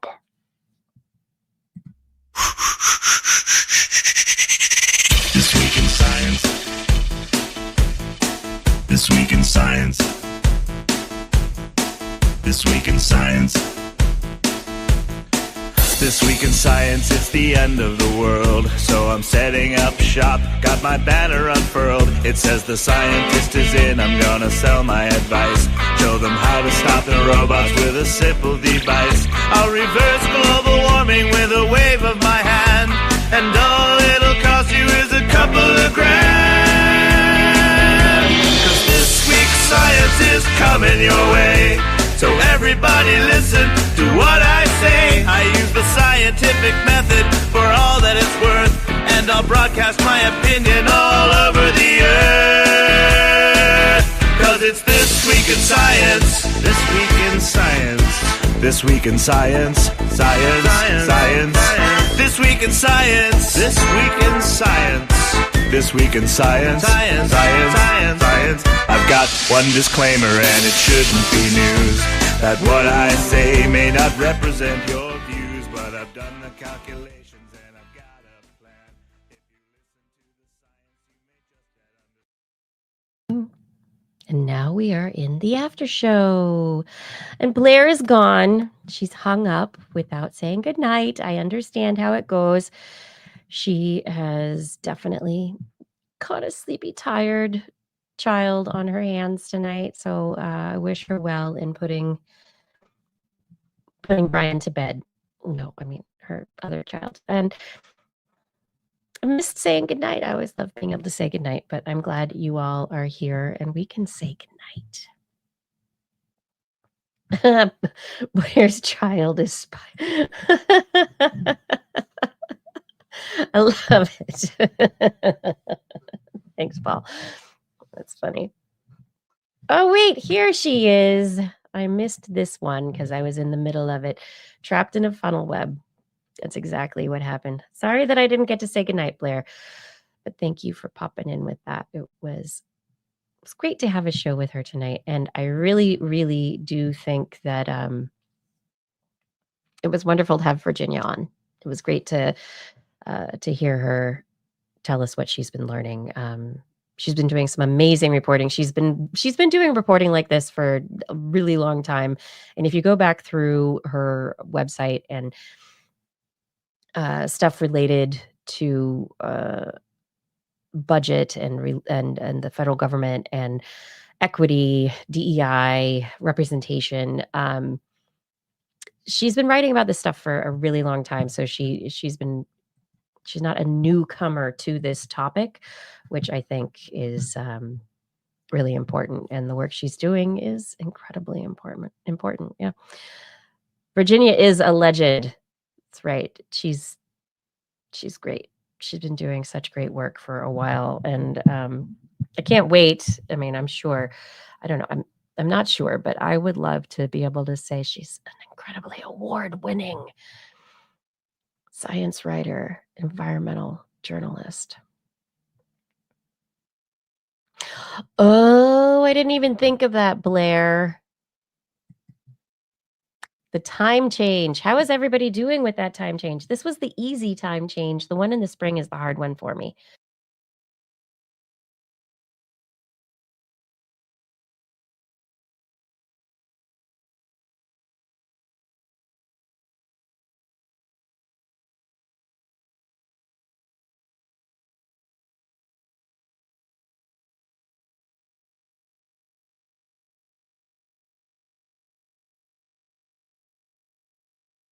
Yes, I think that she deserves an award for the work she's doing because, you know, it's one thing for me to sit here and talk about science, you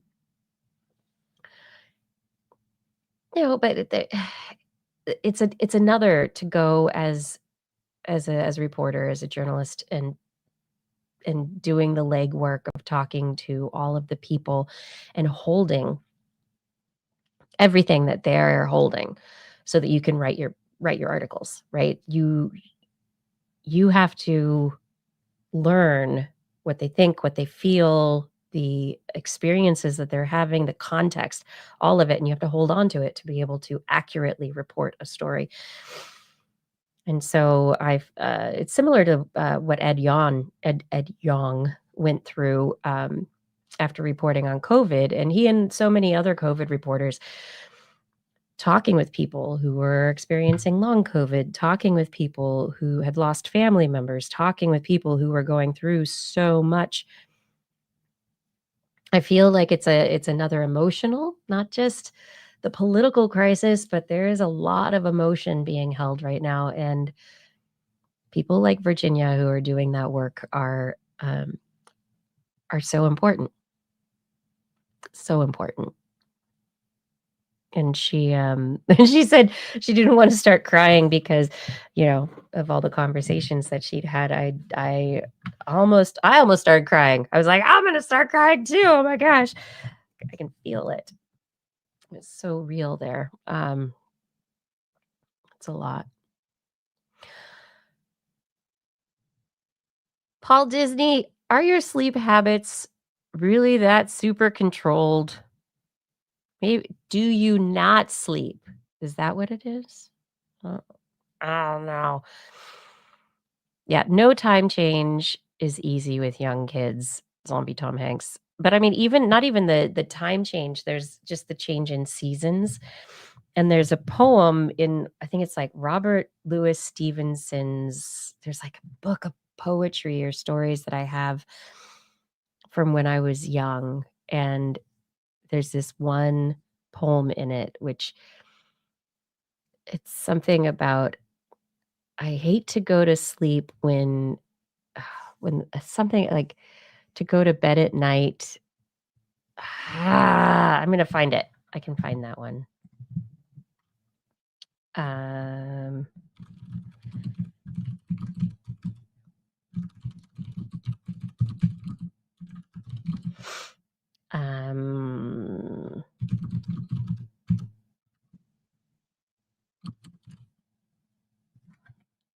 maybe here it is. Do you all know this one?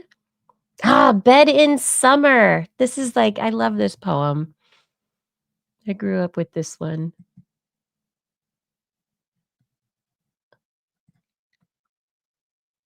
And I used to think about this, and now living in Portland, I think about it even more because in the summer, the sun goes to bed at like 9:30, 10 o'clock at night. And so, it's very different in other places. But I could imagine Robert Louis Stevenson he's probably in England somewhere, in London, dealing with a similar kind of northern. Okay, here it is. Stevenson began studies at the University of Edinburgh in 1867. So very far north. Then he married somebody. Oh, she went to San Francisco. Stevenson followed. Then went to Monterey, California. I don't think I knew that. There's this whole thing I'm learning here. And then he got married in San Francisco. Oh, that's great. And then everybody went back to England where they were sick or where he was sick. It's so good. Wow. And then he went back from England, Britain, to New York. They were going to move to Colorado and then went to the Adirondacks. What? Then he went to the Hawaiian Islands. This dude went everywhere. Ended up in the Samoan. He purchased a 400-acre estate in the Samoan Islands. He adopted a Samoan native named Tusitala for story writer and became locally political. What the heck? I had no idea. What is happening here? Okay, sorry. I just went on a little Robert Louis Stevenson rabbit hole. Okay. Bed in summer. In winter, I get up at night and dress by yellow candlelight. In summer, quite the other way. I have to go to bed by day. I have to go to bed and see the birds still hopping on the tree or hear the grown-up people's feet still going past me in the street. And does it not seem hard to you when all the sky is clear and blue? And I should like so much to play to have to go to bed by day. Good night, Blair. Good night, Blair. And I will say, Eric, wow, heading toward 5 hours and 20 minutes of daylight in December. Ouch. The solstice, the winter solstice is a reason for, is it a reason for celebration or not up in Alaska?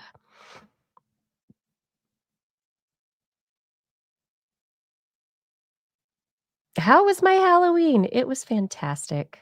I had a great Halloween. Except for the fact that my son is now 14 and he was invited to the same friend's house where we've had a routine it's a tradition for many years now, really 10 years now. We go to his friend's house. We would take the kids around trick-or-treating. The last couple of years, the parents hang out at the house and the kids have started going out trick-or-treating by themselves. And this year I dropped him off there and there was no parent hangout. And it was just, I didn't know what to do. but I have other friends. And so I went over to another friend's house and helped give out candy and hung out, and it was wonderful. It was great. I dressed up as Amelia Scarehart. um, yeah, it was a little. It's one of those transitional Halloweens where it was the first time in a very long time I was able to do what I wanted on Halloween, and I was a little. I was a little like adrift. Yeah. hmm But it was fun. So my friend at his house, he makes it a very fun, like rave-o-rama kind of a house. And he's a DJ, so he puts out speakers and plays music. And this year it was K-pop Demon Hunters. Like so much. It's Portland. It's raining, pouring rain, and we have these kids come into the door in raincoats or sopping wet. And it was adorable because there's like this one group of girls who came through and their hair's all braided like in K-pop Demon Hunters, and they're requesting songs, and then we played the K-pop Demon Hunters songs, and they all stood there and sang and danced, and so there was a little kid dance party. It was kind of awesome. It really was great. Um, and I sat there looking at all the parents frazzled with their kids, trying to get their kids to come and have this experience and get the candy and takes candy from strangers. Who does that, right? And I was looking at them and I was like, I hope that you're enjoying this because it's gonna go away. Yeah, we've reached that point, but that's where I am. Yeah. Aw. Yeah, the independence is coming. He's still 14 and needs, a lot of parenting, but at the same time, he is growing up really fast. But it's also kind of a weird time as well because he is using social media, and as much as he is he's a thoughtful, curious child, and he's able to think things through. He's able to listen to different arguments. But it's, the social media world that we're talking about. And he recently, like, I think I posted about this on Blue Sky yesterday, that he came to me this week and he's like, showed me, it's like, haha, isn't this a funny reel? And it was some guy, like, wearing a suit, like in a podcast kind of background with a desk and some little funny Halloween thing going on. And I was like, oh, that's cute. Haha. And then I looked and I'm like, wait a minute, who is that person? I've seen that. What is that? He goes, I don't know, some influencer podcaster guy, Nick Fuentes. And I was like, what? And so then we had a whole rabbit hole talking about politics and ideologies and white supremacy, Christian nationalism, and the multi-pronged strategic efforts for pushing propaganda and changing the way that people see things in the world. It was a really great conversation. We had an amazing conversation, but I can't stop thinking about what if we didn't have the kind of relationship where he didn't bring that to me. Like, what if we didn't have that relationship? What if he didn't show me things? What if he didn't talk to me about this stuff? What if he didn't want to talk about it? What if he was like, oh, mom, whatever, which he does sometimes. But this was, and it's also trying to approach it in a way that he'll find interesting, right? Have the conversation. So it's like, oh, wait a minute. That's weird. Let's look at this together. Yeah, hopefully he won't look at those clips anymore. But anyway, if anybody knows or is a parent of young kids who are on social media, be aware that the strategy is to create these little fun clips and things that are agreeable, stuff that's happy, and it's a foot in the door all over the place, and it's really scary. So, yeah. Yeah, luckily I have made a safe space for a safe space for him. And I hope I we need that. We need that a lot right now. We need to be able to have these conversations. We need to be able to talk about this stuff, and we need to be able to,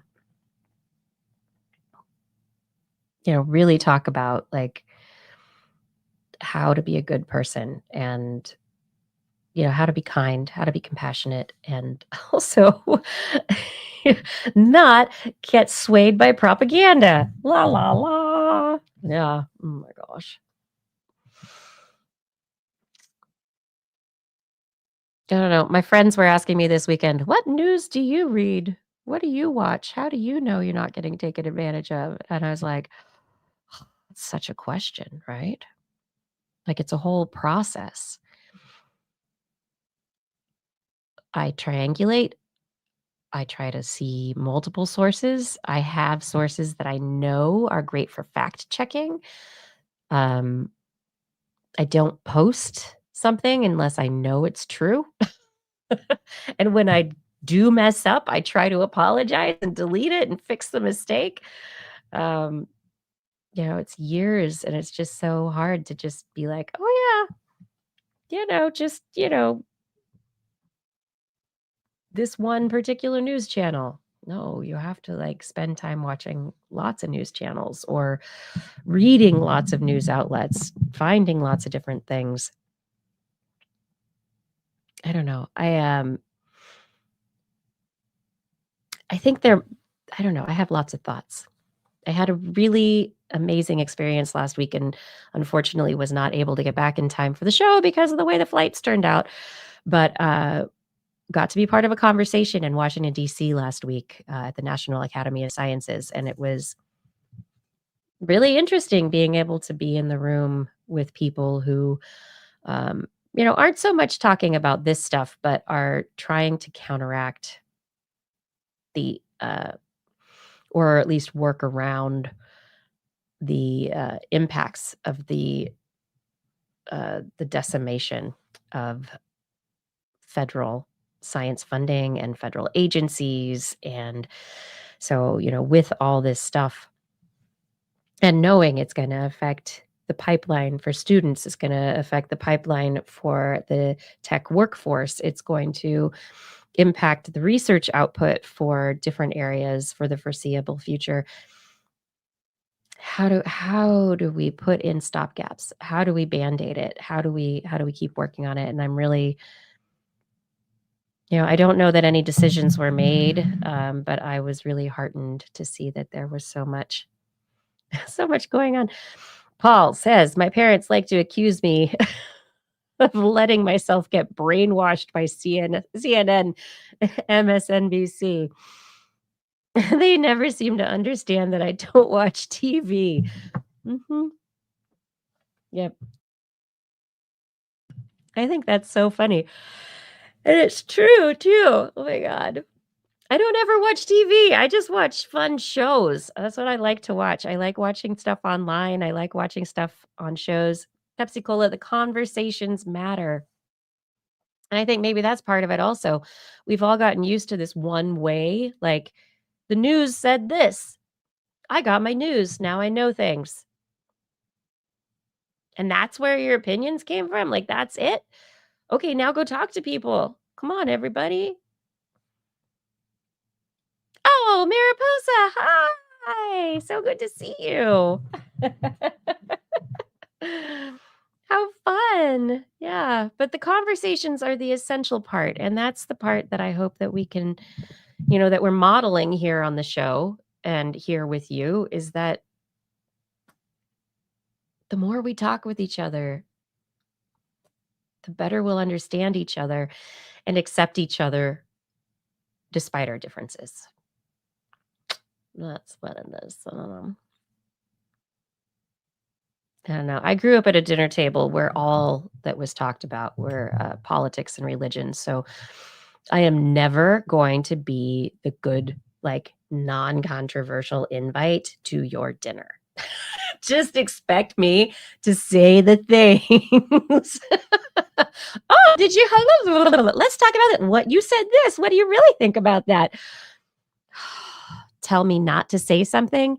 I will say it somehow. It is my gift. That's just the thing. Okay. Yeah, our parents, our grandparents, it is a different generation. And yeah, TV, it used to be the end all be all, and it's not anymore.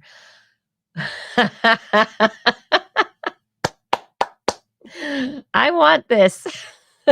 Can we make this a bumper sticker and a t-shirt? I love this. Yes. Why not? Why not? Please. Mhm.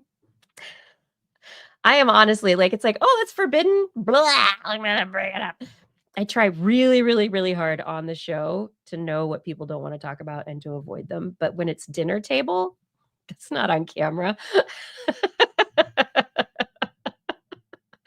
It's not on camera. It's probably going to come out.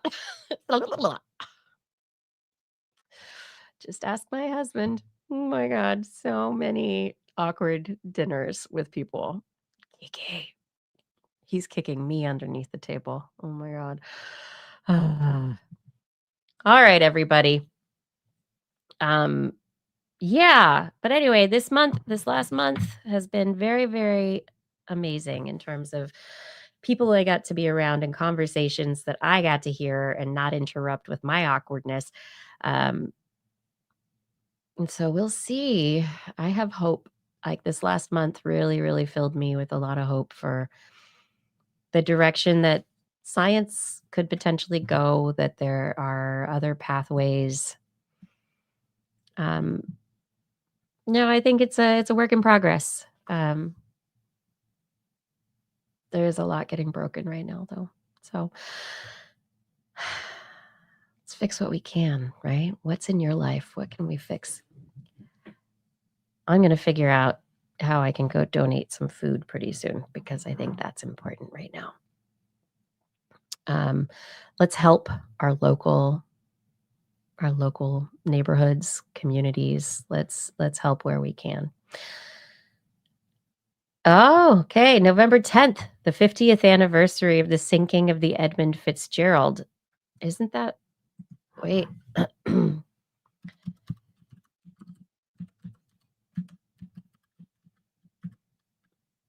It's Gordon Lightfoot. That's the song, "The Wreck of the Edmund Fitzgerald." I love that song. It's like one of my favorites. Is there going to be a party for that? The Great Lakes Freighter sank in Lake Superior. It is a sad story, though. But it's a beautiful song. I really love that song.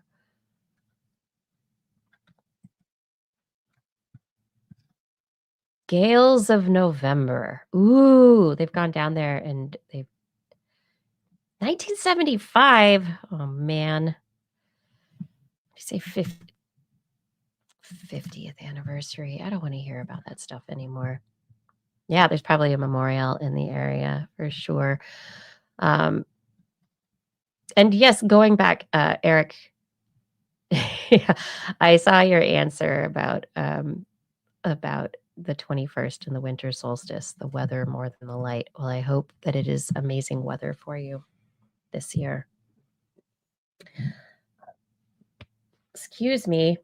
I need to go to bed so that I can take care of that 14-year-old in the morning. And I can also take care of some work that I need to do. And also I want to help save the world and stuff. So I'm like trying to work on that,